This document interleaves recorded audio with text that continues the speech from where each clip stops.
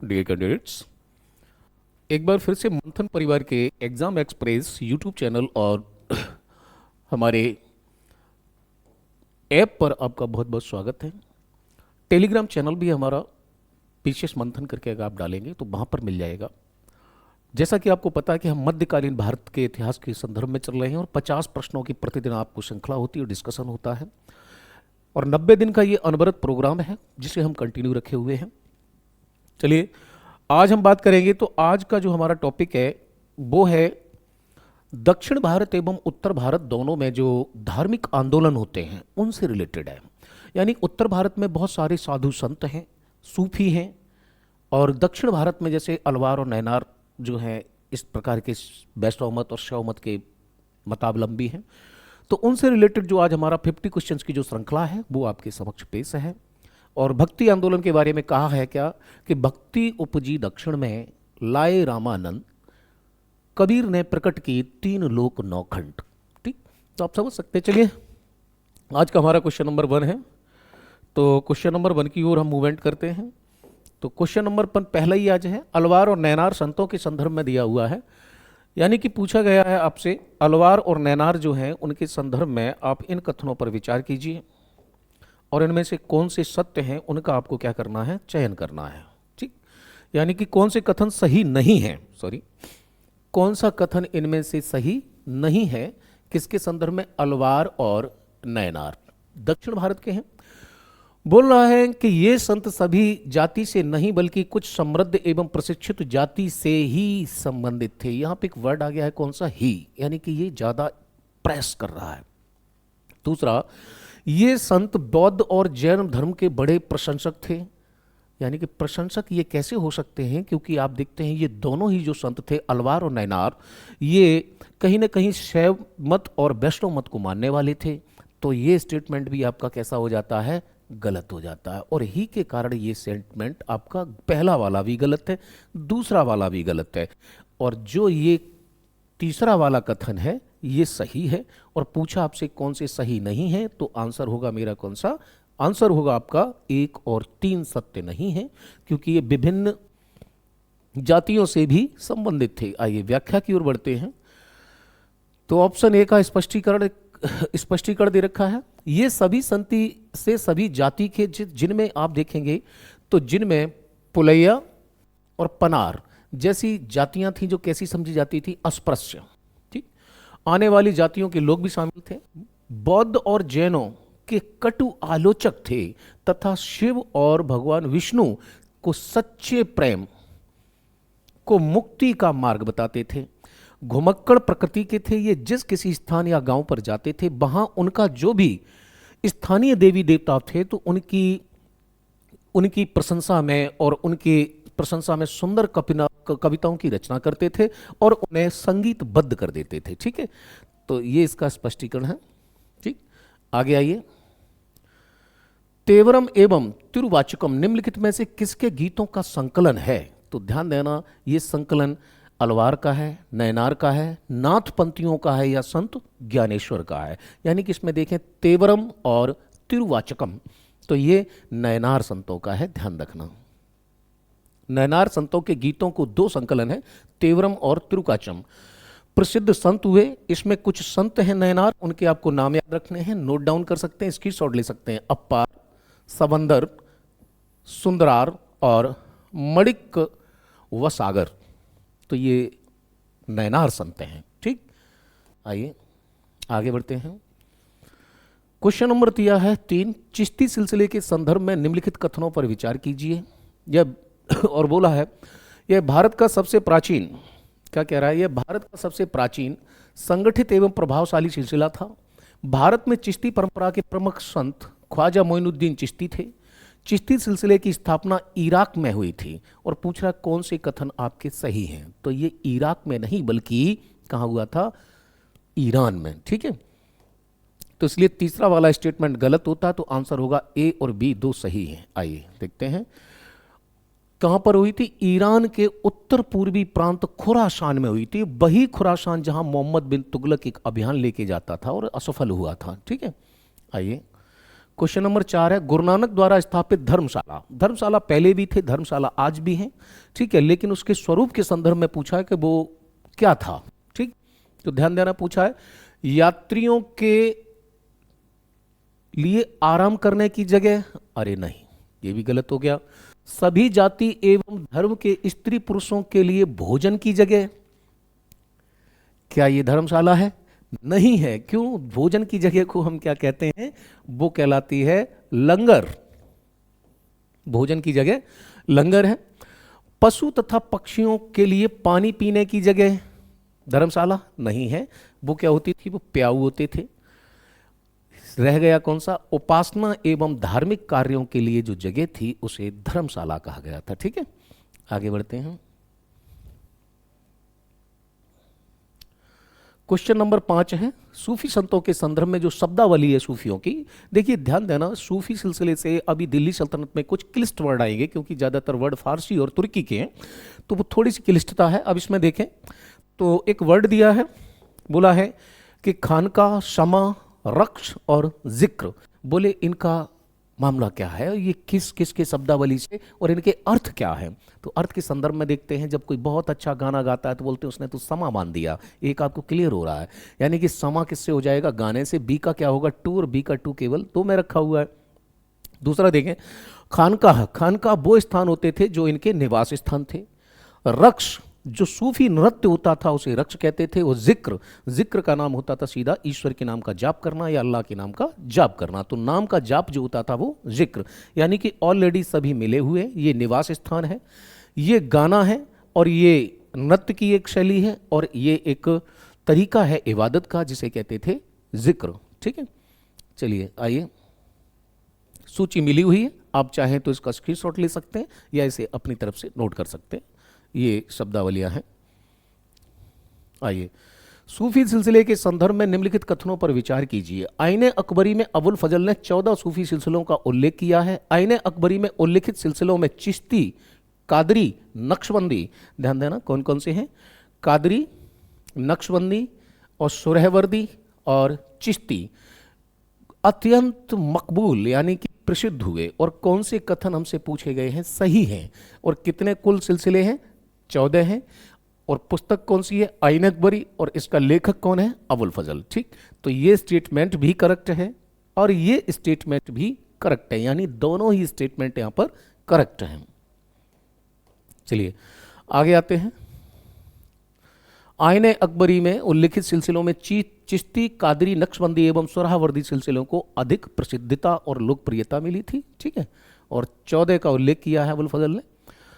आदि ग्रंथ में शामिल किया गया है किस सूफी संत के विचारों को? सिख धर्म का जो एक ग्रंथ है जिसे हम क्या कहते हैं? आदि ग्रंथ। ठीक है, तो ध्यान देना, आदि ग्रंथ संकलन किसने किया ये ध्यान रखना। शेख मोइनुद्दीन चिश्ती, बख्तियार काकी, फरीदुद्दीन गंजरे शकर और शहाबुद्दीन सुरहावर्दी। बोला किस एक सूफी संत के विचारों को जो है गुरु ग्रंथ साहिब या आदि ग्रंथ में क्या किया है? संकलित किया या सम्मिलित किया गया है। तो ध्यान देना कि जो गंजे शकर हैं, यानी कि गंजे शकर, फरीदुद्दीन गंज ए शकर, इनको शामिल किया गया इनके विचारों को। क्यों? क्योंकि उसके पीछे कारण है, उनका दृष्टिकोण उदार और जीव दया की भावना से ओतप्रोत था, इसलिए उनके विचारों को क्या किया? आदि ग्रंथ में शामिल किया गया है। ठीक, आइए, सूफी संतों के संदर्भ में निम्नलिखित कथनों पर विचार कीजिए। सूफियों और संतों में कोई समानता नहीं थी। अच्छा जी, सूफी मुसलमान रहस्यवादी थे। सूफी लोगों ने मुस्लिम धार्मिक विद्वानों द्वारा निर्धारित कर्मकांड और आचार संहिता यानी शरीयत का बड़ी दृढ़ता पूर्वक से पालन किया। और पूछ रहा है कौन से स्टेटमेंट करेक्ट नहीं है। आइए सबसे पहले देखें, सूफी संतों में कोई समानता नहीं थी। नहीं, इनमें समानता थी। पहला कथन आपका रॉन्ग होता है। ठीक, दूसरे कथन की ओर जब हम बढ़ते हैं तो कह रहा सूफी मुसलमान रहस्यवादी थे। बिल्कुल सही है, सूफी का मतलब ही रहस्यवाद है। सूफी लोगों ने मुस्लिम धार्मिक विद्वानों द्वारा निर्धारित कर्म कांड और जो शरिया कानून उनका दृढ़ता से पालन किया, फिर वो सूफी नहीं, क्योंकि सूफी तो उदार हृदय के थे। ठीक, स्टेटमेंट तीसरा भी करेक्ट हो जाता है, इनकरेक्ट है। तो आंसर होगा आपका 1 और 3 जो है वो सही नहीं है। व्याख्या पे आते हैं हम। देखिए, बहुत अधिक समानता थी। उन्होंने आपस में विचारों का आदान प्रदान किया। किसने? संतों ने और सूफियों ने आपस में। रहस्यवादी थे। सूफी धर्म बाहरी आडंबरों को अस्वीकार करते हुए ईश्वर के प्रति प्रेम और भक्ति तथा मनुष्यों के प्रति दया भाव रखने पर बल देते थे। सूफी संतों ने धार्मिक विद्वानों द्वारा निर्धारित आचार संहिता को क्या कर दिया था? अस्वीकार कर दिया। अगला क्वेश्चन है मीराबाई के संदर्भ में दिया हुआ अगला क्वेश्चन आपका। ठीक, तो क्वेश्चन क्या कह रहा है हमें? मीराबाई रविदास जो कि अब अस्य प्रस्य जाति के माने जाते थे की अनुयायी थी। किसकी? रविदास की थी। और बात किसकी हो रही? मीराबाई। इनके गीतों ने उच्च जाति के रीति रिवाज नियमों को खुली चुनौती दी थी। अच्छा जी, मीराबाई के गीत राजस्थान व गुजरात के जनसाधारण में बहुत ही कैसे हुए थे? लोकप्रिय हुए। और आपसे पूछा गया है गुजरात राजस्थान में लोकप्रिय हुए। इनके गुरु रविदास थे जो कि एक अछूत संप्रदाय या कह सकते हैं अस्पृश्य, जिस जाति को टच नहीं कर सकते उससे आते थे। पूछ रहा है कौन से कथन सही हैं। आइए कहां पर जाएंगे? तो पहला कथन क्या है? बिल्कुल सही है। दूसरा कथन ये भी सही है। तीसरा कथन ये भी सही है। आंसर क्या है? डी है, सभी कथन सत्य हैं। आगे बढ़ते हैं। देखिए, मीराबाई एक राजपूत राजकुमारी थी। ठीक, कुछ चीजें आप जान लें। जिनका विवाह 16वीं शताब्दी में मेवाड़ के एक राजसी घराने में हुआ था। रविदास जो अस्पृश्य जाति के माने जाते थे उनकी अनुयायी बनी। वे कृष्ण के प्रति समर्पित थी। उन्होंने अपने गहरे भक्तिभाव को कई भजनों में अभिव्यक्त किया है। उनके गीतों ने उच्च जाति की रीत और नियमों को चुनौती दी तथा गुजरात एवं राजस्थान में इनके लोकगीत बहुत ज्यादा लोकप्रियता मिली इनके गीतों को। आगे आइए, कथन कारण का क्वेश्चन है हमारा 10 है। अच्छा, ये आज पहली बार आप आया, 10वें क्वेश्चन पे आया। निजामुद्दीन औलिया को सिद्ध पुरुष कहा गया था क्योंकि वे सांस की योग क्रिया में पारंगत थे। निजामुद्दीन औलिया जो दिल्ली में है, बोला गया है कि उन्हें क्या बोला गया? सिद्ध पुरुष। और आप देखें क्योंकि वो श्वास की क्रिया, यानी श्वास की क्रिया जो अनुलोम विलोम है, या फिर हम किस प्रकार से जो श्वास की क्रिया करते हैं, तो अनुलोम विलोम जैसे कई ऐसे आसन हैं और कई ऐसी मुद्राएं हैं, उनको कर लेते थे। तो ए आर दोनों सही है और ए आर की सही व्याख्या है। ए आर दोनों असत्य हैं परंतु आर ए की सही व्याख्या नहीं है। ए सत्य है किंतु आर असत्य है, ए असत्य है किंतु आर सत्य है। चलिए किस पे जाएंगे हम? तो हमारा आंसर होगा ए, क्योंकि ए का आर दोनों सही हैं, क्योंकि जिग जैक बैठती है ये कंडीशंस। आगे बढ़ते हैं। देखिए, निजामुद्दीन औलिया सांस की योग क्रियाओं में इतने पारंगत थे कि योगी लोग उन्हें क्या कहते थे? सिद्ध पुरुष। 7 सुल्तानों का शासनकाल देखा था। वीर शैववाद आंदोलन के संदर्भ में, चलिए एक आंदोलन और आया हमारे समक्ष निकल के, कौन सा? वीर शैववाद आंदोलन के संदर्भ में कथनों पर विचार कीजिए। कह रहा है कि तमिल भक्ति आंदोलन और मंदिर पूजा की प्रतिक्रिया स्वरूप यह है आंदोलन शुरू हुआ। ये सभी प्रकार के कर्म कांडों एवं मूर्ति पूजा का समर्थन करते थे। यह आंदोलन सभी व्यक्तियों की समानता के प्रश्न में ब्राह्मणवादी विचारधारा के विरुद्ध थे। और पूछ रहा है कथन कौन से सत्य हैं। तो स्टेटमेंट इसमें से कौन सा आपका करेक्ट होगा? तो उस पर देखें हम। ऑप्शन दिखाइए सही से। हाँ, तो ऑप्शन देखें तो वो समर्थक नहीं थे, यानी कि आप देखें तो वे किसी भी प्रकार कर्मकांड मूर्ति पूजा के समर्थक थे नहीं थे जी। ठीक, आइए और पूछा क्या है कौन से सही हैं? तो आंसर डी है, उपरोक्त सभी बातें सत्य हैं। सभी बातें सत्य हैं। देखिए, हाँ, इसमें विकल्प में थोड़ा सा मिस्टेक हुई है, उसके लिए मैं क्षमा चाहूँगा, क्योंकि लिखा है वे मूर्ति पूजा के विरोधी थे। हाँ, कर्मकांडों मूर्ति पूजा के विरोधी थे, इसमें थोड़ा सा टाइपिंग मिस्टेक है, मैं क्षमा चाहूँगा। आंसर ए और सी था इसका। वीर शैवों ने सभी व्यक्तियों की समानता के पक्ष में और जाति तथा नारी के प्रति व्यवहार के बारे में ब्राह्मणवादी विचारधारा के विरुद्ध अपने प्रबल तर्क दिए। ठीक, तो वहां पर जो मिस्टेक है वो ये है कि कौन सा इसमें से सही नहीं है। तो आंसर होगा डी, इनमें से कोई नहीं होना चाहिए था। बसवन्ना को ध्यान रखना और अल्लमा को याद रखना। अक्कन महोदेवी तथा उनके साथियों द्वारा प्रारंभ किए गए वीर शैव आंदोलन में स्पष्टता दिखाई देती है किसकी? तमिल भक्ति आंदोलन में मंदिर पूजा के परिणाम स्वरूप जो प्रतिक्रिया हुई थी। तमिल में जो आंदोलन होता है तो मंदिर में मूर्ति पूजा के विरोध में जो प्रतिक्रिया होती है, उसलिए ये आंदोलन हुआ था और नाम क्या था? वीर शैव। चलिए आगे बढ़ते हैं हम। गुरु नानक के संदर्भ में कुछ कथन दिए हैं और पूछा है कि कौन सा कथन जो है वो गलत है, यानी कि एक स्टेटमेंट ऐसा है जो गुरु नानक के संदर्भ में कैसा है, असत्य है। चलिए, इनका जन्म 1469 ईस्वी में ननकाना में हुआ। कबीर की भांति इन्होंने भी एकेश्वरवाद पर जोर दिया। इन्होंने मूर्ति पूजा एवं तीर्थ यात्रा जैसे धर्म कांड कर्म कांडों का समर्थन किया। इनके विचारों ने सिख धर्म को जन्म दिया। तो पूछा है कौन सा असत्य है। क्या 1469 में जन्म हुआ था? बिल्कुल हुआ था। ठीक। क्या कबीर की भांति इन्होंने भी एकेश्वरवाद पर जन्म दिया था, वो समर्थन किया था या जोर दिया था एकेश्वरवाद पर? ये बात भी बिल्कुल सही है। जब कबीर के ये क्या है, सपोर्टर हैं, समर्थक हैं और उन्हीं की तरह भांति हैं, कल उन्हीं के पैरेलल जब हम लाते हैं तो आपको पता है कि कबीर जी आडंबर पर बहुत कड़ा प्रहार किया उन्होंने। तो इन्होंने मूर्ति पूजा और तीर्थ यात्रा जैसे धार्मिक कर्मकांडों का समर्थन दिया। क्या ये बात सही है? अरे नहीं है भाई। क्यों? जैसे कबीर ने कहा था, कांकड़ पाथड़ जोड़ के मस्जिद लई बनाए, ताचट मुल्ला वांग दे क्या बहरा हुआ खुदाए। ऐसे ही उन्होंने हिंदुओं के प्रति भी कहा था कि दुनिया ऐसी बाबरी जो पाथर पूजन जाए, घर की चाकी कोई न पीसे जाका पीसा खाए। तो इसी प्रकार से इन्होंने नहीं किया, तो ये हमारा स्टेटमेंट जो है गलत हो जाता है। इनके विचारों में सिख धर्म को जन्म दिया, इसमें कोई डाउट नहीं है, बिल्कुल सही है। आइए, कबीर की भांति इन्होंने भी मूर्ति पूजा एवं तीर्थ यात्रा जैसे धर्म कांडों की क्या की थी? घोर निंदा की थी। सुरहवर्दी सिलसिले के संदर्भ में दिए गए कथन है, इन पर विचार कीजिए। तेहरान के शिक्षक शिहाबुद्दीन सुरहवर्दी इस सिलसिले के संस्थापक हैं। हमीदुद्दीन नागौरी इस सिलसिले के प्रसिद्ध संत थे। वाहुद्दीन जकारिया ने कुबाचा के विरुद्ध कुतुबुद्दीन ऐबक को सहायता दी थी। इसी का कुतुबुद्दीन ऐबक ने उन्हें शेख उल इस्लाम की उपाधि दी थी। और हमसे पूछा है कौन से कथन सही हैं। तो आप देखते हैं, पहला कथन कह रहा है तेहरान के शिक्षक, सुरहावर्दी सिलसिले की बात हो, तेहरान के शिक्षक शिहाबुद्दीन सुरहावर्दी, क्या कहते हो? बिल्कुल सही है। हमीदुद्दीन नागौरी इसके सबसे अधिक प्रसिद्ध वो संत हुए क्या, या सूफी हुए हैं? बिल्कुल सही है। कह रहा है कि बहाउद्दीन जकारिया ने कुबाचा, गुलाम वंश का है, के विरुद्ध कुतुबुद्दीन ऐबक को सहायता दी थी। तो क्या ये भी सही है? अरे नहीं, ये सही नहीं है, क्योंकि ये कुतुबुद्दीन ऐबक नहीं है, इसकी जगह कोई दूसरा है। यानी कि कौन है?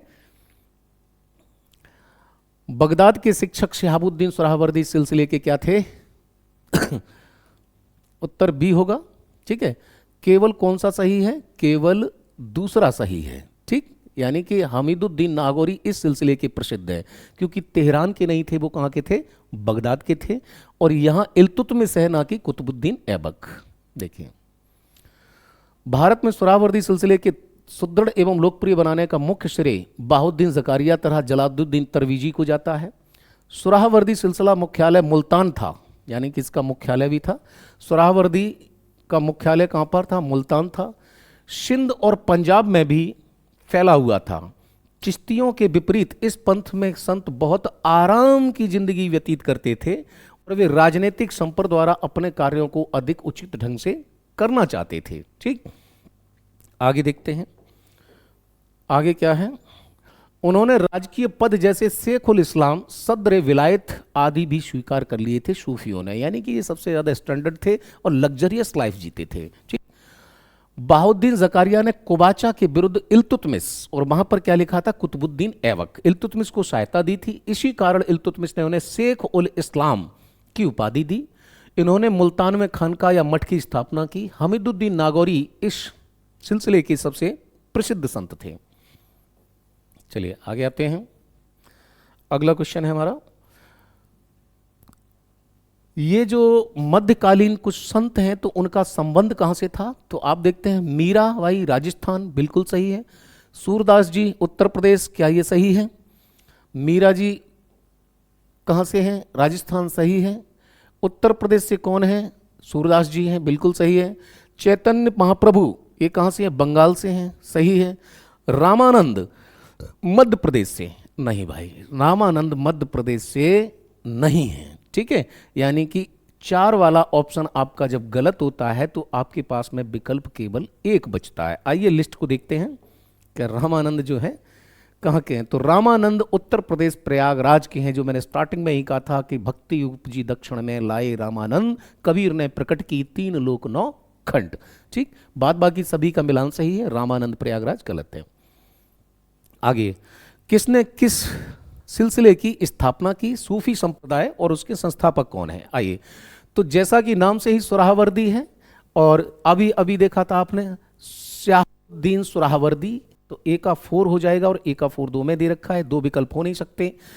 ऊपर दिया है सत्तारी, एक दिया है फिरदौसी और एक दिया है नक्शबंदी। ठीक, तो नक्शबंदी जो है वो ख्वाजा वाकी विल्ला, यानी कि नक्शबंदी जो है वो ख्वाजा वाकी विल्ला, यानी ऑप्शन आपका बी सही हो रहा है। और सत्तारी जो है वो दिया हुआ है किसने? शाह अब्दुल्ला, रह जाता एक ही, और वो कौन सा है? फिरदौसी, और वो दिया है बदरुद्दीन ने। ठीक है, तो बदरुद्दीन ने दिया है। आइए चलते हैं, लिस्ट को आप मैच कर लीजिए, ये लिस्ट रही, आप चाहे तो स्क्रीनशॉट ले सकते हैं, आगे काम आएगा आपके। ठीक है, चलिए, भक्ति आंदोलन के संदर्भ में कुछ स्टेटमेंट हैं। भक्ति आंदोलन के प्रारंभिक प्रतिपादक एवं महान वैष्णव गुरु रामानुज थे। रामानुज का जन्म केरल राज्य में हुआ था। वे सगुण ईश्वर में विश्वास करते थे। रामानुज ने द्वैत दर्शन का प्रतिपादन किया, और पूछ रहा है कि कौन से कथन सत्य नहीं है। तो ध्यान देना, क्या भक्ति आंदोलन प्रारंभिक प्रतिपादक एवं महान वैष्णव गुरु रामानुज को माना जा सकता? बिल्कुल सही बात है। तो पहला वाला जब सही है और पूछ रहा है कौन सा सही नहीं है, ठीक, तो पहला वाला सही हो रहा है आपका। ठीक, तो ये भी कट जाएगा, ये भी कट गया, ये भी कट गया, आंसर बचा 2 और 3, क्योंकि रामानुज का जन्म केरल राज्य में नहीं हुआ था, लेकिन वे सगुण ईश्वर में विश्वास करते थे। रामानुज ने द्वैत दर्शन नहीं, विशिष्ट द्वैतवाद। ठीक, आइए व्याख्या पे आते हैं हम। रामानुज 12वीं सदी के भक्ति आंदोलन के प्रारंभिक प्रतिपादक महान वैष्णव गुरु थे। उनका जन्म तमिलनाडु के पेराम्बदूर में हुआ था, यानी कि कहाँ? केरल में नहीं, तमिलनाडु के पेराम्बूर में। वे सगुण ईश्वर में विश्वास करते थे। उन्होंने मनुष्य की समानता पर बल दिया और जाति व्यवस्था की वर्तना की थी। रामानुज के क्रियाकलाप का मुख्य केंद्र कांची और श्रीरंगपट्टनम। कौन कौन सा? एक तो कांची और दूसरा श्रीरंगपट्टनम। किंतु इनके उपदेशों के प्रति चोल प्रशासन के विरोध के कारण यह स्थान छोड़ना पड़ा। रामानुज विशिष्ट द्वैत दर्शन का प्रतिपादन किया था। तो विशिष्ट द्वैत दर्शन जो है, जो षट दर्शन है, उसमें आप देखेंगे तो एक दर्शन है जिसका नाम है विशिष्ट द्वैत। तो विशिष्ट द्वैत का जो है इन्होंने प्रतिपादन किया था। आगे आइए, भक्ति आंदोलन के विषय में है। भक्ति आंदोलन के संत निम्बार्क रामानुज के समकालीन थे। निम्बार्क द्वैत दर्शन में विश्वास करते थे तथा वे ईश्वर के प्रति समर्पण पर बल देते थे। माधवाचार्य का विश्वास द्वैतवाद में था। रामानंद माधवाचार्य के शिष्य थे। और बोल रहा है कि कौन सा कथन असत्य है, यानी कि इसमें स्टेटमेंट जो दिया गया है, क्या चुनना है आपको? असत्य। तो भक्ति आंदोलन के संत निम्बार्क किसके? इनके समकालीन थे, रामानुज के। बिल्कुल सही है। निम्बार्क द्वैत दर्शन में विश्वास करते थे, ईश्वर के प्रति समर्पण। माधवाचार्य का विश्वास द्वैतवाद में था। बिल्कुल सही है, ये स्टेटमेंट भी सही है। रामानंद माधवाचार्य के शिष्य थे, ये बात गलत हो जाती है। रामानंद माधवाचार्य के नहीं, जबकि रामानुज के थे। आइए देखते हैं क्या है। रामानंद उत्तरी भारत के पहले महान भक्त संत थे। वे रामानुज के क्या थे? शिष्य थे। रामानंद ने दक्षिण भारत और उत्तर भारत के भक्ति आंदोलन के बीच एक सेतु यानी कि एक बीच सेतु यानी पुल का काम किया था। इनका जन्म इलाहाबाद यानी प्रयागराज में हुआ था। उन्हें विष्णु के स्थान पर राम की भक्ति, रामानंद, ठीक, अपने उपदेश संस्कृत के स्थान पर किसमें दिए थे? हिंदी भाषा में, जिससे आंदोलन लोकप्रिय हुआ। हिंदी साहित्य का निर्माण भी आरंभ हुआ। रामानंद ने चारों वर्णों को भक्ति का उपदेश दिया। उन्होंने सिद्धांत के आधार पर जाति प्रथा का कोई विरोध नहीं किया, किंतु उनका व्यवहारिक जीवन जाति समानता में विश्वास करने का था। अन्य सभी कथन कैसे हैं? सत्य हैं। केवल कौन सा गलत है कि वो जो शिष्य हैं वो किसके नहीं हैं? रामानंद जो है किसके शिष्य हैं? रामानुज के हैं। ठीक है, आइए आगे बढ़ते हैं। क्वेश्चन नंबर 18 है, चिश्ती सिलसिले के सूफी संत हिंदू योगियों की भांति जीवन व्यतीत करते थे। ठीक, वे द्वैतवाद के परंपरागत नियमों में विश्वास करते थे, वे निजी संपत्ति के खिलाफ थे, वे समा में विश्वास करते थे। और कौन से कथन सही हैं? ठीक है, तो क्या वे द्वैतवाद में विश्वास रखते थे? बिल्कुल रखते थे। आइए आगे चलते हैं। ऑप्शन इसका हमारा सी होगा, क्योंकि केवल 1 और 3 सही हैं, बीच वाली बात गलत है। वे द्वैतवाद के परंपरागत नियमों में विश्वास रखते थे। ठीक है, अद्वैतवाद के एक वर्ड बोला जाता है इसमें, ला शरीक लहू, वो केवल अल्लाह को मानते, उसके अलावा कहीं किसी को नहीं मानते, यानी कि जीव और ब्रह्मा। इसके संदर्भ में उनको जो है अद्वैतवाद बोलते कि अलग नहीं किया जा सकता, अद्वैतवाद है। ठीक है, और जबकि इसमें द्वैतवाद लिखा था। मध्यकालीन संत चैतन्य महाप्रभु के संदर्भ में कुछ बातें हैं, चैतन्य के बारे में बातें हैं। बोले, इन्होंने हिंदू धर्म ग्रंथों तथा मूर्ति पूजा का विरोध नहीं किया, इन्होंने परंपरावादी दार्शनिक माना गया, इनके भक्ति गीतों के संकलन को अभंग नाम से जाना जाता है। और बोला है कौन से कथन जो है इसमें से सही नहीं है। तो इन्होंने हिंदू धर्म ग्रंथों तथा मूर्ति पूजा में विरोध नहीं किया, क्या ये बात सही है? इन्होंने परंपरावादी दार्शनिक माना गया है, क्या ये बात सही है? इनके भक्ति गीतों को क्या कहा जाता है? बोले कि इसमें जो इन्हें जो माना गया है वो परंपरावादी दार्शनिक माना गया। दूसरा कथन जब सही होता है तो 1 और 3 जो है हमारे रॉन्ग हो जाते हैं। आंसर बी है, 2 और 3 सही नहीं है, क्योंकि केवल पहला कथन सत्य है। कैसे? वो इसलिए कि चैतन्य महाप्रभु पूरे भारत में भक्ति को लोकप्रिय बनाया, खास तौर पर पूर्वी भारत यानी बंगाल माले में, जिनमें हिंदू, मुस्लिम और निम्न जातियां शामिल थी। इन्होंने मूर्ति पूजा और धर्म का विरोध नहीं किया, इनको परंपरादर्शिक नहीं माना गया, इनके संकलन को अभंग नाम से जाना जाता है। ठीक है, तो ये स्टेटमेंट और व्याख्या आपके समक्ष आगे आइए। कथन कारण है, सूफी रहस्यवाद वहदत अल वजूद या परमात्मा के एक तत्व के सिद्धांत से उत्पन्न हुआ था, क्योंकि इब्न अल अरवी ने प्रथम व्यक्ति थे जिन्होंने सूफी जगत में महत्वपूर्ण वहदत उल वजूद का सिद्धांत प्रतिपादित किया था। तो ध्यान देना, कथन कारण दोनों सही हैं, परंतु आर जो है वो एक ही सही व्याख्या नहीं कर रहा है, इसलिए आंसर हमारा बी होगा इसमें। आइए, संत दादू ने कहा कि यह संसार वेद है और यह सृष्टि कुरान है। दादू के अनेक शिष्यों में सुंदरदास और रज्जब तथा सूरदास प्रमुख थे। ठीक, किसकी बात हो रही है? संत दादू की बात हो रही है, जिन्होंने कहा था अजगर करे न चाकरी, पंचक करे न कार, दास मलूका कह गए। तो इस तरह से संत दादू हुए। तो दादू के अनेक शिष्य, यह संसार वेद है और यह सृष्टि जो है वो क्या है? कुरान है। क्या इन्होंने ये बात कही थी? क्या ये कथन सही है? अरे नहीं है, ये भी नहीं होगा। दादू के अनेक शिष्यों में सुंदरदास, रज्जब और सूरदास प्रमुख थे। क्या ये बात सही है? जी बिल्कुल सही है, यानी कि आपका कथन कौन सा होगा?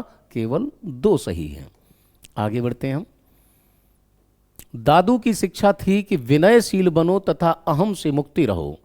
दादू गृहस्थ थे तथा इनका विश्वास था कि गृहस्थ का सहस्थ जीवन आध्यात्मिक अनुभूति के लिए अधिक उपयुक्त है। दादू के अनुरोध पर इनके शिष्यों ने विभिन्न संप्रदाय के भक्ति परक रचनाओं को संकलित किया। दादू ने एक असंप्रदायिक मार्ग यानी निपख संप्रदाय पर उपदेश दिए, यानी कि निपख संप्रदाय जो है वो किससे जुड़ा हुआ? तो हम कहेंगे कि वो दादू से जुड़ा हुआ है। दादू के अनेक शिष्यों में सुंदरदास, रज्जब का कहना था, जो सुंदरदास थे उनके जो रज्जब थे, रज्जब ने कहा था कि जितने मनुष्य हैं उतने ही अधिक संप्रदाय हैं, और इन्होंने ही कहा था संसार वेद है और सृष्टि कुरान है। चलिए आगे बढ़ते हैं। Question number 22। बल्लवाचार्य ने सुबोधिनी एवं सिद्धांत रहस्य नामक ग्रंथ लिखे। बल्लवाचार्य की बात हो रही है। ये भक्ति आंदोलन की वैष्णव शाखा के संत थे। ये पुष्टि मार्ग एवं भक्ति मार्ग में विश्वास रखते थे।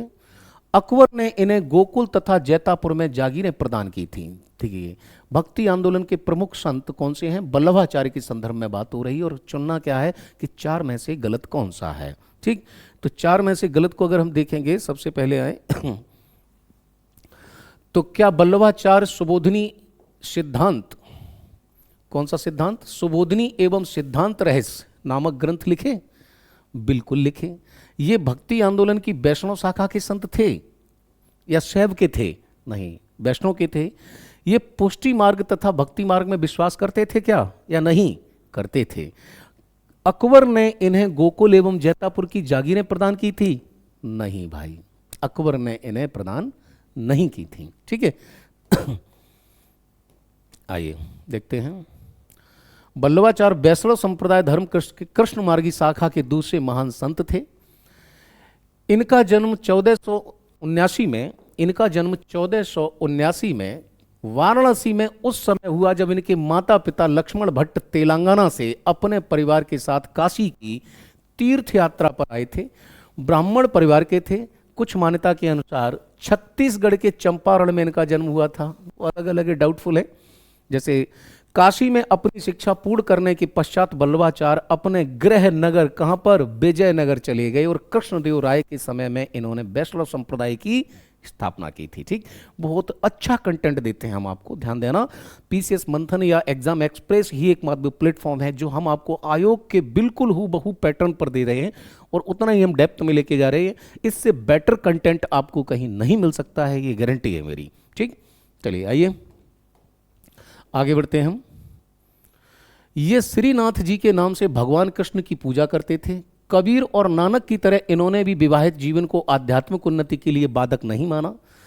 शुद्ध द्वैतवाद, ध्यान देना, क्या बल्लभाचार्य ने कौन सा दिया है? शुद्धाद्वैत में विश्वास करते थे। इन्होंने अनेक धार्मिक ग्रंथ लिखे। सुबोधिनी और सिद्धांत रहस्य आध्यात्मिक प्रसिद्ध हैं। इनके पुत्र विट्ठलनाथ ने कृष्ण भक्ति को अधिक लोकप्रिय बनाया। अकबर ने उन्हें गोकुल और जैतापुर की जागीरें दी थी। किसको? बल्लभाचार्य को ना दे करके, बल्कि उनके पुत्र किसको? विट्ठलदास को। ठीक, बल्लभाचार्य का दर्शन एक व्यक्तिक तथा प्रेममयी ईश्वर की अवधारणा पर है। पुष्टि मार्ग एवं भक्ति मार्ग में ये क्या करते थे? विश्वास करते थे। चलिए आगे बढ़ते हैं। क्वेश्चन नंबर 23, कबीर के संदर्भ में दिए गए कथनों पर विचार कीजिए। ठीक, कबीर भक्ति आंदोलन के सबसे प्रखर संत थे। वे सिकंदर लोदी के समकालीन थे। कबीर के ईश्वर निराकार और निर्गुण थे। उन्होंने जात पात, मूर्ति पूजा तथा अवतार सिद्धांत को अस्वीकार किया। कबीर की शिक्षाएं बीजक में संग्रहित हैं। उनके अनुयायियों को कबीरपंथी कहा जाता है। और कौन से कथन सही हैं? तो क्या ये सिकंदर लोदी के समकालीन थे? विचार कीजिए। तो कौन कौन से स्टेटमेंट इसमें सही हैं? खुद विचार करें आप और बताएं। चलिए आइए सॉरी, देखिए तीनों ही कथन सही हैं। क्यों हैं? कबीर सिकंदर लोदी के समकालीन थे। ठीक है, और कबीर ईश्वर को निराकार और निर्गुण और निराकार में मानते थे वो। और शिक्षा इनकी जो संकलित हैं वो किस में है? बीजक में है। और उन्हें कबीरपंथी कहा जाता है जिनको फॉलो करते हैं। कौन सा एक कथन सही नहीं है? सूरदास अकबर एवं जहांगीर के समकालीन थे। सूरदास की रचनाएं सुर सागर एवं कवितावली हैं। सूरदास ने बल्लभाचार्य से वल्लभ संप्रदाय की शिक्षा ली। सूरदास ब्रज भाषा के कृष्ण भक्ति के कवि थे। आइए देखते हैं, क्या सूरदास ब्रज भाषा के कृष्ण भक्ति की शाखा के कवि थे? बिल्कुल सही बात है। सूरदास ने बल्लभाचार्य से वल्लभ संप्रदाय की शिक्षा ली थी, ये भी बात सही है। ठीक, यानी कि सूरदास अकबर एवं जहांगीर के समकालीन थे। हाँ, सूरदास की रचनाएं जो है ये थोड़ा सा गलत हो गया। ठीक, ये होगा। तो इनकी रचनाओं को देखें। कवितावली किसकी है? तुलसीदास की रचना है, सूरदास जी की नहीं है। इनकी है सूरसागर, साहित्य लहरी और सुरसावली। सुर सारावली है। इनकी जो कवितावली है वो किसकी है? तुलसीदास की रचना है, ध्यान देना। संप्रदाय और संस्थापक दिए हैं। स्मृति संप्रदाय किसकी है? सनक संप्रदाय किसका है? ब्रह्म समाज। ठीक, और देखते हैं अचिंत्य भेदाभेद, यानी कि ये जो संप्रदाय हैं इनके संस्थापक कौन कौन हैं? तो ब्रह्म समाज, स्मृति संप्रदाय, इनको देखो, लिस्ट में देख लीजिए आप डायरेक्ट। तो शंकराचार्य ने कौन सा दिया है? स्मृति संप्रदाय। सनक संप्रदाय के संस्थापक निम्बार्क हैं। ब्रह्म समाज जो है वो माधवाचार्य हैं। और अचिंत्य भेदाभेद जो चैतन्य महाप्रभु। ठीक है। तैफूरी संप्रदाय के संस्थापक अबू यजीद तैफूर नामक व्यक्ति था। प्रारंभिक रहस्यवादियों के लिए मुनाजरा शब्द का प्रयोग किया जाता था, यानी पूछ रहा है कौन से कथन जो है वो सही हैं। ठीक, तैफूरी संप्रदाय के संस्थापक अबू यजीद तैफूर नामक का व्यक्ति था और प्रारंभिक रहस्यवादियों के लिए मुनाजरा शब्द का प्रयोग किया जा रहा था। ठीक, आइए देखते हैं कौन से हैं। दोनों ही सही होने से केवल एक सही है, केवल एक सही है। जो मुनाजरा शब्द है वो इनके लिए नहीं। देखिए, मनुष्य की आत्मा मृत्यु को फना कहा गया। ठीक, यानी आत्मा की मृत्यु को क्या बोले, फना हो जाना। प्रारंभिक रहस्यवादियों के लिए जाहिद यानी सन्यासी किया गया था, ना कि नजारा। यानी जो शब्द यूज किया जा रहा था वो क्या था, जाहिद, जाहिद था। फना सूफी के अंदर की सांसारिक प्रवृत्तियों का विनाश की अवस्था है, फना हो जाना यानी पूरा सब कुछ। और मुनाजरा बौद्धिक वाद विवाद, यानी जो शास्त्रार्थ होता था उसे कहते थे मुनाजरा। और मुनाजरा जो वाद विवाद न हो करके संगीतमय हो जाता है तो उसे कहते हैं मुशायरा। ठीक है, आइए। बहातुत उल वजूद की अवधारणा जिसे अकबर का समर्थन था का अभिप्राय था जाति व्यवस्था का उन्मूलन, ईश्वर की एकता, काफिरों के विरुद्ध युद्ध और इस्लाम की शुद्धता। यानी कि अगर आप देखते हैं वहादत उल वजूद ये एक अवधारणा है किसके समय, जिसे अकबर का समर्थन था, इसको उसने क्या कहा था, जाति व्यवस्था का उन्मूलन नहीं, ये भी नहीं। क्या ये काफिरों के विरुद्ध शुद्ध था, नहीं। इस्लाम की शुद्धता थी, ये नहीं। क्या था, ईश्वर की एकता। ठीक, ये ईश्वर की एकता था, यानी अभिप्राय अस्तित्व की एकता या ईश्वर की एकता होता था। अकबर इसी विचारधारा का सरम था, वो समर्थक था। और अकबर की जो सुलह कुल नीति थी वो इसी पर ही आधारित थी, जो सुलह कुल की नीति थी इसी पर आधारित थी। आइए 28 है। अमीर खुसरो, मीर मियाँ, शाहदौला दरियाई और शाह वलीउल्लाह। और बोले इनसे कौन कौन से जो ये संप्रदाय थे जिनसे ये संबंधित थे। तो ध्यान देना, अमीर खुसरो चिश्तिया संप्रदाय से था, तो 4 का दिया है इसमें और 1 इसमें दिया, मियाँ मीर। ठीक, ये नक्शबंदी, शाह वलीउल्लाह, सुरहावर्दी। ठीक है, तो इस प्रकार से इनको अगर सिस्टम से लगाओगे तो ये सी होगा इसका। अमीर खुसरो चिश्तिया से हैं, मीर मियाँ कादरिया संप्रदाय से हैं, शाहदौला दरियाई ये सुरहावर्दी हैं, और शाह वलीउल्लाह जो है वो नक्शबंदी संप्रदाय से आते हैं। ठीक है। निम्नलिखित में से कौन सा युग्म सुमेलित है। शेख कुतुबुद्दीन बख्तियार काकी नक्शबंदी थे क्या, क्योंकि इन्हीं के समय आप देखते हैं तो जो कुतुब मीनार का निर्माण किया गया वो यही थे काकी। शेख जलालुद्दीन सुर्ख बुखारी सुरहवर्दी, शेख अहमद सर हिंदी फिरदौसी और शेख नसीरुद्दीन महमूद जिलानी चिश्ती। तो बोला इनमें से एक जो है मिलान सही नहीं है। उसे अगर आप देखेंगे तो शेख जलालुद्दीन सुख जो सुरहवर्दी से हैं ये नहीं है, बी वाला आपका गलत है। यहाँ सही मिलान जो है वो ये है। शेख कुतुबुद्दीन बख्तियार काकी चिश्तिया संप्रदाय से थे, जो मिलान सही था केवल ये था। शेख जलालुद्दीन सुख बुखारी सुरहवर्दी से हैं, शेख अहमद सर हिंदी नक्शबंदी और शेख नसीरुद्दीन महमूद जिलानी भी किससे हैं, फिरदौसी से नहीं नक्शबंदी से हैं। तो ये कुछ संत हैं और वो किस सिलसिले से जुड़े हुए हैं, ये सिलसिले हैं। आइए, मुस्लिम धर्म विज्ञानियों एवं धर्मनिरपेक्षताओं को उलेमा कहा जाता था, क्योंकि उलेमा का संबंध सूफीवाद से नहीं था। ठीक, और पूछ रहा है कि कौन सा कथन, जो कथन और कारण का क्वेश्चन है कि मुस्लिम धर्म विज्ञानियों एवं धर्म नेताओं को उलेमा कहा जाता था, उलेमा का संबंध सूफीवाद से नहीं था। दोनों ही सही हैं, लेकिन व्याख्या जो है वो गड़बड़ है। व्याख्या यहाँ पर स्पष्ट नहीं हो पा रही है, यानी कि ये जिगजैग फिट नहीं बैठ रहा है। आइए देख लेते हैं इसके बारे में। देखिए, खानकाह पीर शेख सूफीवाद से जुड़े थे, उलेमा का संबंध सूफीवाद से नहीं था। मुस्लिम धर्म विज्ञानियों और धर्म नेताओं को क्या कहा जाता था, उलेमा। ठीक, वह इस्लाम का प्रधान व्याख्याकार होता था, इंटरप्रेटर, और मिल्लत के सार्वजनिक विचारों का प्रतिनिधित्व करता था, और उसे दस्तर ए बंदान भी कहा जाता था। तो उलेमा अलग होते हैं और सूफी संत अलग थे। ठीक, आइए अगले क्वेश्चन पे चलते हैं। निम्नलिखित में से कौन सा कथन सही नहीं है। हरिदास चैतन्य प्रभु के शिष्य थे, बल्लभाचार्य सूरदास के शिष्य थे, या सूरदास बल्लभाचार्य के शिष्य थे। रैदास रामानंद के शिष्य थे और पद्मनानाथ कबीर के शिष्य थे। ठीक, तो ये सभी दिए हुए इसमें देखते हैं तो कहीं ना कहीं जो है जो ये वाली बात है कि सूरदास वल्लभाचार्य के शिष्य थे, और ना कि ये जो है यहाँ पर अगर आप देखोगे तो ये वाला कथन सही है, ये कथन भी सही है, ये कथन भी सही है, ये वाला कथन गलत हो गया क्योंकि ये इनके शिष्य थे। ठीक, आगे आए। 14वीं शताब्दी में भक्ति के द्वारा मोक्ष प्राप्त करने के लिए जो आंदोलन चलाया गया इसे भक्ति आंदोलन कहा जाता है। भक्ति का सर्वप्रथम उल्लेख श्वेताश्वर उपनिषद में मिलता है। और कौन से कथन सही हैं?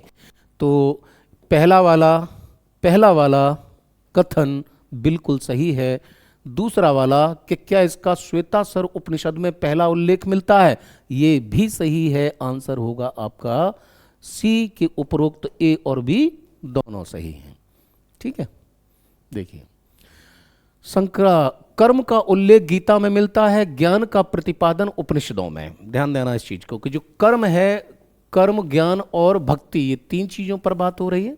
तो कर्म का ज्ञान गीता में मिलता है, ज्ञान का प्रतिपादन उपनिषदों में और शंकराचार्य के दर्शन में मिलता है। 14वीं शताब्दी में भक्ति के द्वारा मोक्ष प्राप्त करने के लिए जो आंदोलन चलाया गया वह भक्ति आंदोलन कहा गया। भक्ति का सर्वश्रम उल्लेख श्वेताश्वर उपनिषद में देखने को मिलता है। चलिए आइए आगे चलते हैं। लिखा, चैतन्य का जन्म 1486 में बंगाल में हुआ। इनका वास्तविक नाम विशंबर था। माधवेंद्र ने उन्हें सन्यास की दीक्षा दी और वे कृष्ण चैतन्य के नाम से जाने गए। ठीक, आइए दोनों कथनों को देखते हैं। तो ये दोनों ही कथन कैसे होते हैं? क्या पहला कथन सही है? क्या दूसरा कथन सही है? चैतन्य का जन्म बंगाल में हुआ, इनका वास्तविक नाम क्या था? विशंभर। और माधवेंद्र जो थे उन्होंने सन्यास की दीक्षा दी और वो श्री कृष्ण, चैतन्य श्री कृष्ण के नाम से जाने गए। तो दोनों ही स्टेटमेंट कैसे हैं? करेक्ट हैं। आगे बढ़ते हैं। सॉरी, केवल दूसरा सही है। हाँ, सही नहीं है ये पूछा गया है। तो ये माधवेंद्र वाला जो है वो गलत है। सॉरी, मैं क्षमा चाहूंगा इसके लिए आपसे। जो ये वाला जो सेकंड वाला हमारा कथन है ये गलत होता। माधवेंद्र ने उन्हें शिक्षा नहीं दी। किसने दी? उसके लिए हम आइए व्याख्या पर चलते हैं। तो ये रहा, गौरगम महाप्रभु के नाम से प्रसिद्ध हूँ। चैतन्य का जन्म फरवरी 1486 में पश्चिम बंगाल के नवद्वीप नदिया नामक ग्राम में हुआ। इनका वास्तविक नाम विशंबर था, बचपन का नाम निमाई। ठीक, ध्यान देना, बचपन का नाम और वास्तविक नाम। तो वास्तविक नाम क्या हो गया? विशंबर। और बचपन का नाम क्या हो गया? निमाई। और चैतन्य, ठीक है, गौरगम महाप्रभु के नाम से प्रसिद्ध होते हैं ये। 25 वर्ष की अवस्था में 1510 में केशव भारती नामक सन्यासी ने उन्हें सन्यास की दीक्षा दी और श्री कृष्ण चैतन्य के नाम से जाने गए। ठीक है, आगे चलते हैं। लिखा है, निम्नलिखित कथनों में से कौन सा कथन सत्य है? रामानुज का विशिष्ट द्वैत दर्शन शंकराचार्य के अद्वैत दर्शन के विरोध में एक प्रतिक्रिया है। शंकराचार्य ने ब्रह्म को सत्य तथा शेष जगत को मिथ्या माना, किंतु रामानुज ने ब्रह्म, जीव तथा जगत तीनों को क्या माना? सत्य माना। यानी कि ये जो प्रतिक्रिया रामानुज का विशिष्ट द्वैतवाद शंकराचार्य के अद्वैत दर्शन के कैसा है? विरुद्ध है, प्रतिक्रिया है। दोनों ही स्टेटमेंट के ऊपर विचार करें, क्या ये बात सही है? ये बात बिल्कुल सही है। शंकराचार्य ने ब्रह्म को सत्य और शेष जगत को क्या माना? मिथ्या। ठीक, क्योंकि वो कैसे थे? अद्वैत। तो बोलते कि अद्वितीय है, कोई है ही नहीं, सिर्फ ब्रह्म है। लेकिन इन्होंने क्या? ब्रह्म, जीव तथा जगत को। कौन से कथन सही हैं? तो आपके देखते हैं कौन से कथन सही हैं। तो बोल रहा है कि शंकराचार्य ने ब्रह्म को सत्य और जीव जगत, कथन तो दोनों ही आपके सही हो जाएंगे। 1 और 2 दोनों हैं। देखिए आंसर सी है। विशिष्ट शंकराचार्य के विरोध में प्रतिक्रिया था। शंकराचार्य ने ब्रह्म को सत्य और सबको मिथ्या, और रामानुज के अनुसार ब्रह्म, जीव, जगत तीनों में एक विशिष्ट संबंध है, इसलिए इनका विशिष्ट द्वैतवाद है। ठीक है, सूची दी है, भक्ति संत हैं और उनका जन्म स्थान है। शंकराचार्य का जन्म आपको पता है केरल के कलादी में होगा, केरल में हो जाता है। रामानुजाचार्य का जन्म आपको पता है कहाँ होगा? माधवाचार्य और वल्लभाचार्य। ठीक, तो इनमें से आप देखते हैं तो इनमें से जो वल्लभाचार्य हैं वो आपको पता है इनमें जी कृष्णदेव राय के दरबार में उनके माता पिता जो आए थे वाराणसी में स्नान करने, तो उनका वहाँ पे जन्म हो गया था। ठीक है, तो अगर आप देखते हैं तो एका थ्री है और एका थ्री आपको केवल एक विकल्प में मिल रहा है, किसमें, इस वाले में। एक का मिलान कर ले, मैंने कहा है असेंबलिंग के क्वेश्चन में कई बार ये होता है, अगर एक विकल्प आपको आ रहा है तो सारे विकल्प मिल सकते हैं, कई बार आपको कम से कम दो विकल्प आने चाहिए, तब उनको आप असेंबल कर पाएंगे। ठीक है, तो बी का 2 हो जाएगा। रामानुजाचार्य आंध्र प्रदेश, माधवाचार्य देखते हैं तो कर्नाटक, और वल्लभाचार्य वाराणसी। यही वल्लभाचार्य थे जिनका जन्म वाराणसी में हुआ था और ये कृष्णदेव राय के दरबार में पहुंचे हुए थे। ठीक है, लिस्ट को आप देख लें। केरल शंकराचार्य, आंध्र प्रदेश रामानुजाचार्य, माधवाचार्य कर्नाटक, और वल्लभाचार्य बनारस।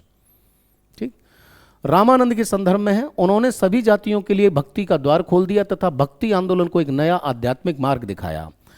वह प्रथम भक्ति सुधारक थे जिन्होंने महिलाओं को अपने शिष्यों के रूप में स्वीकार किया। वह गुरु गोविंद भागवत वध के शिष्य थे। ठीक है, कौन से कथन सही हैं? ठीक, तो सभी कथन दिए हुए जो हैं उनको सॉरी, तो केवल 1 और 2 हैं, क्योंकि रामानंद के गुरु, मैं बार बार कह रहा हूं, रामानुज थे। वह गुरु गोविंद भागवत पद के शिष्य नहीं थे, वो किसके थे? रामानुज के शिष्य थे। कौन? रामानंद। ठीक है, तो आंसर क्या होगा आपका? केवल 1 और 2 सही है और वो गलत है। ठीक, ब्राह्मणों की प्रभुता को अस्वीकार करते हुए उन्होंने सभी जातियों के लिए भक्ति का मार्ग खोल दिया। भक्ति आंदोलन के एक नया आध्यात्मिक दिया। जाति प्रथा का विरोध करते हुए उन्होंने सभी जातियों के लोगों को अपना शिष्य बनाया। रामानंद के 12 शिष्य थे जिनमें सब शामिल थे। ठीक है, प्रथम भक्ति सुधारक जिन्होंने ईश्वर की आराधना का द्वार महिलाओं के लिए भी खोल दिया, अपने शिष्यों के रूप में स्वीकार किया। उनकी 2 महिलाएं शिष्या थीं, पद्मावती और सुरसरी। इनको याद रखना आप, 2 नाम बहुत महत्वपूर्ण हैं ये। एक कौन सा? पद्मावती, और दूसरी सुरसरी। कि पद्मावती और सुरसरी किस जो है की शिष्या थीं? तो ये रामानंद की थी। वह गुरु राघवनंद के शिष्य थे। किसके? राघवनंद के। ठीक है, आइए निम्बकाचार्य के संदर्भ में निम्नलिखित कथनों पर विचार कीजिए। यह रामानुज के समकालीन थे। वे सगुण भक्ति के समर्थक है। उन्होंने जीव के अस्तित्व को अस्वीकार किया तथा ईश्वर को ही सर्वशक्तिमान माना। उन्होंने अपने दर्शन में द्वैत और अद्वैत दोनों सिद्धांतों को स्थान दिया। और पूछ रहा है कौन सा स्टेटमेंट आपके करेक्ट हैं, तो आप देखेंगे यहां आ जाओ। उन्होंने जीव के अस्तित्व को अस्वीकार किया, नहीं, ये बात गलत है। पहली वाली बात, सॉरी यहां आए। ठीक है, ठीक से विचार करें। यह रामानुज के समकालीन थे क्या? ये रामानुज के समकालीन थे क्या? बिल्कुल थे। वे सगुण भक्ति के सामर्थक थे, ये बात भी सही है आपकी। उन्होंने जीव के अस्तित्व को अस्वीकार कर दिया, ये बात भी आपकी गलत है। उन्होंने अपने दर्शन में द्वैत और अद्वैत दोनों सिद्धांतों को स्थान दिया। तो ऑप्शन आपका तीसरा वाला गलत है। उन्होंने इसे अस्वीकार नहीं बल्कि स्वीकार किया। तो इसके आधार पर जब आप देखोगे तो जब तीसरा गलत है तो वही एलिमिनेशन का मेथड है। 30 इसमें भी है, 3 इसमें भी है। जब 3 गलत है तो सभी सही हो नहीं सकती, इसलिए आंसर सी होगा आपका 1, 2 और 4। ठीक।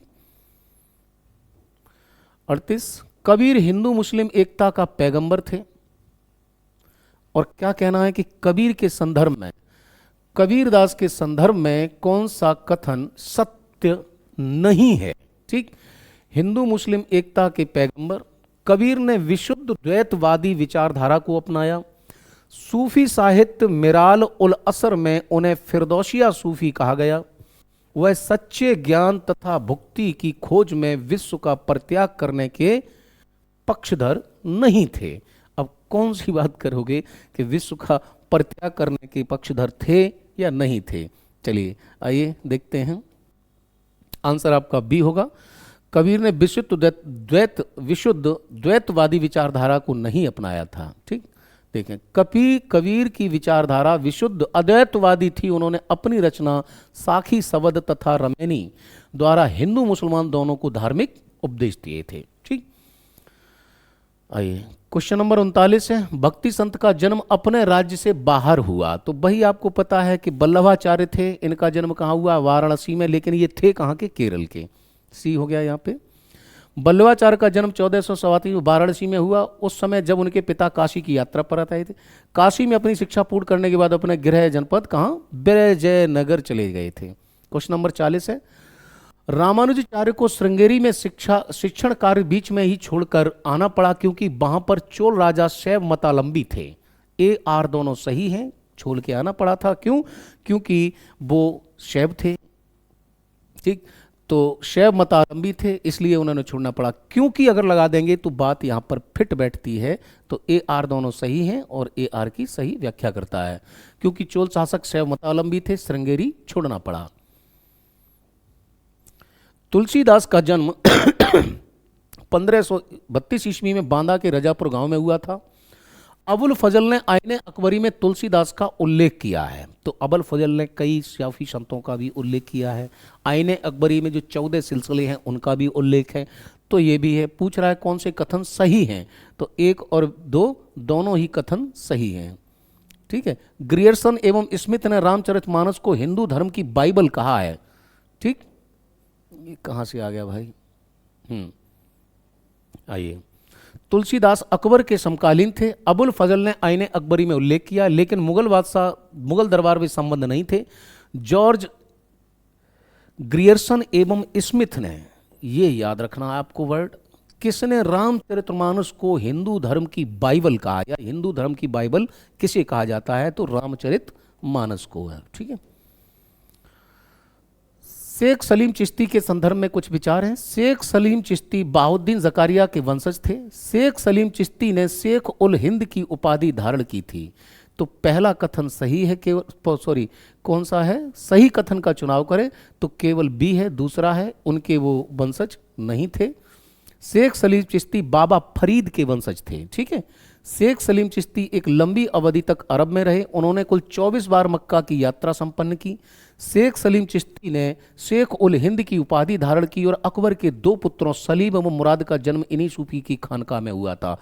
यानी कि आप देखते हैं मुगल काल जब पढ़ेंगे तो शहजादा सलीम, बेटा सलीम यानी जहांगीर को अकबर बचपन में शेखू बाबा कह के पुकारता था, क्योंकि अकबर ने कई बार मिन्नतें मांगी थी वहां पर जाकर के, तब इनका जन्म हुआ था।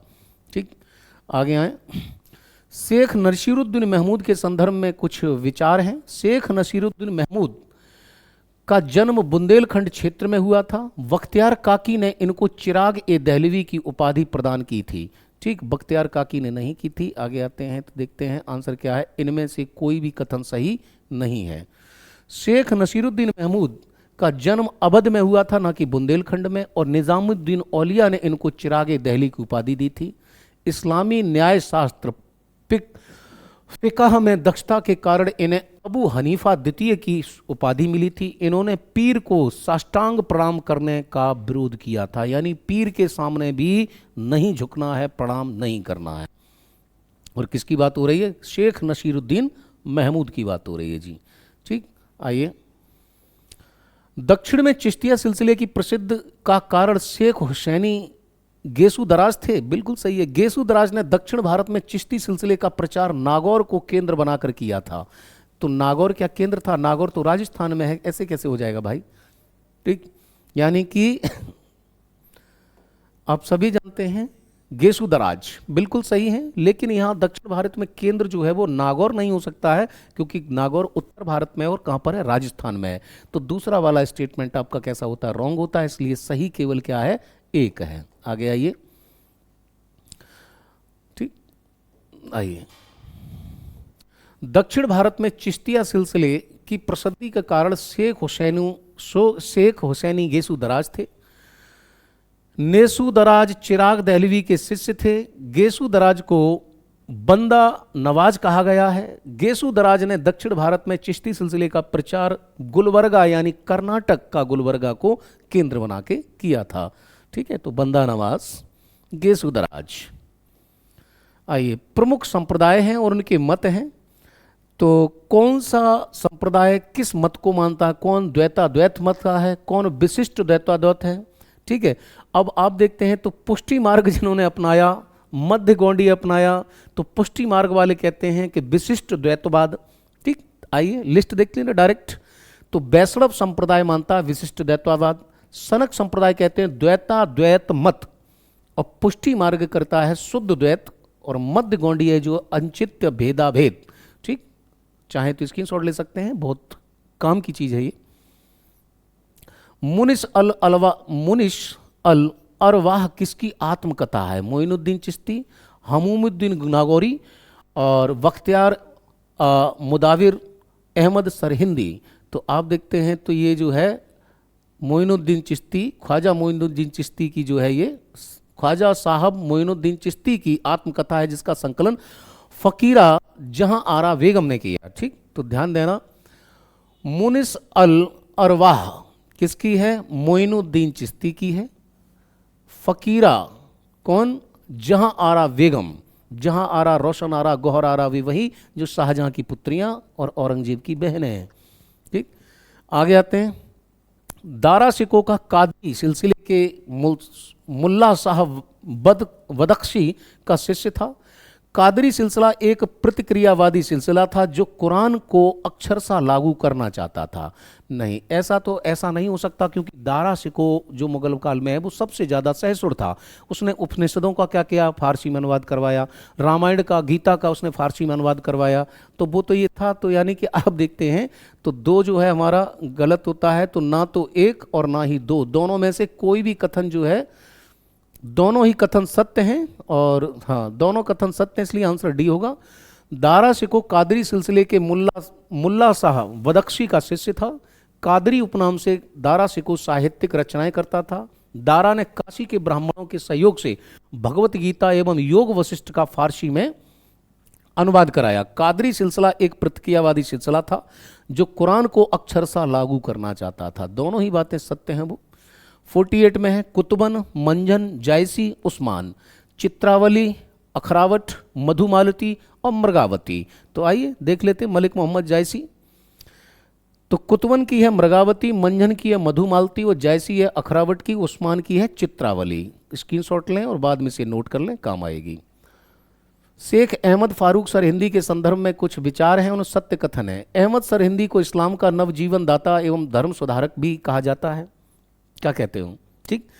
दूसरा, उन्होंने अकबर एवं उसके दीन ए इलाही एवं उलमाए सू की आलोचना की थी। ठीक, किसकी बात हो रही है? शेख अहमद फारूक सरहिंदी। ठीक, सरहिंद की। तो आइए ध्यान देते हैं, तो आंसर होगा सी, यानी कि दोनों ही कथन कैसे हैं? ये सही हैं। इस्लाम का नवजीवन दाता एवं धर्म सुधारक कहा गया। दीन इलाही व उलमाए सू लौकिक उपमा की आलोचना की थी। एक बार जहांगीर के वजीर आसफ खान ने सरहिंदी को सिजदा करने के लिए बाध्य किया था। जहांगीर ने सरहिंदी को कुछ समय तक ग्वालियर के किले में कैद रखा, क्योंकि शेख ने कहा था कि वह खुदा का मुरीद है एवं उसकी मर्जी है। शेख ने क्या कहा था? कि वह खुदा का मुरीद है एवं उसकी मर्जी है। और जहांगीर आपको पता है अकबर का पुत्र था। उस अकबर के द्वारा चलाए गए जो है धर्म का उसने जब विरोध किया तो उसने कहा कि आप मुझे सजदा करो। ठीक है, तो ध्यान देना इस चीज़ को।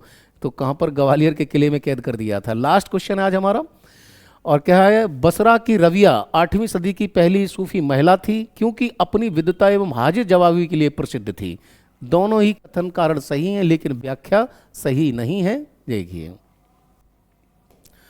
महिला सूफी थी, कहाँ की? बसरा की। रविया 8वीं सदी की पहली महिला सूफी थी, अपनी विद्वता एवं हाजिर जवाबी के लिए प्रसिद्ध थी। महिलाओं के 3 गुण बताए, जिसमें सभी महान पुरुषों को औरतों ने जन्म दिया है, पाला पोसा है।